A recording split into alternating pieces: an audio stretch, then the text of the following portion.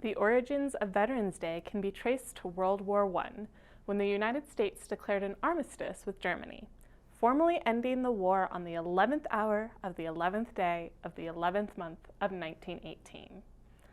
That's the origin of Veterans Day, celebrated with a small, colorful parade in Aztec, New Mexico, and later at the local Veterans of Foreign Wars Hall.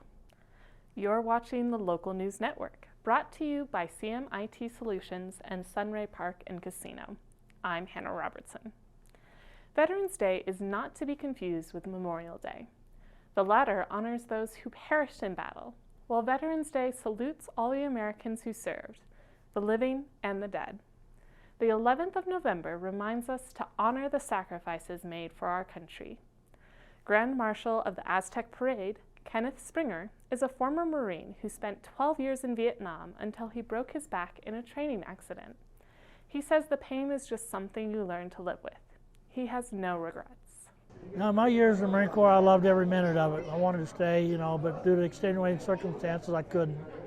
I never had any really bad experiences. Vietnam was bad, but, there's things in there that you put out of your mind, and some people don't talk at all, and others talk about it. So. Jamie Poncho is commander of the Veterans of Foreign Wars in Aztec. He served in Iraq. Veterans Day, for me, it's about honoring the vets. I come from a combat branch. I was a medic with the 75th Ranger Regiment, and for me, the veterans that have come before me have made it easier for us to conduct warfare in today's modern age. And the veterans have always had to sacrifice for everybody else, so this is our way of honoring them. 83-year-old Air Force vet Jackie Silcott served 2 years in Korea, but that was enough to affect him for the rest of his life. Yeah, there's one thing I did learn.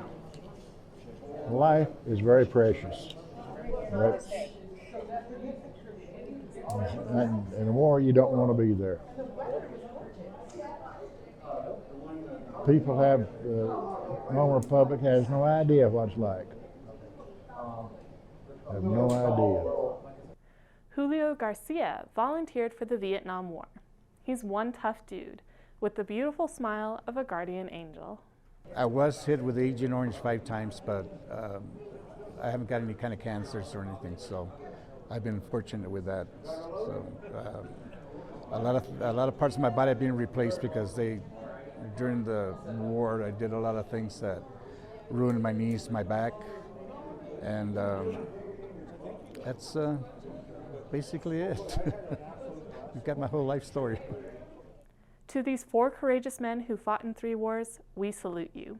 We're forever grateful. Thanks for watching this edition of the Local News Network. I'm Hannah Robertson.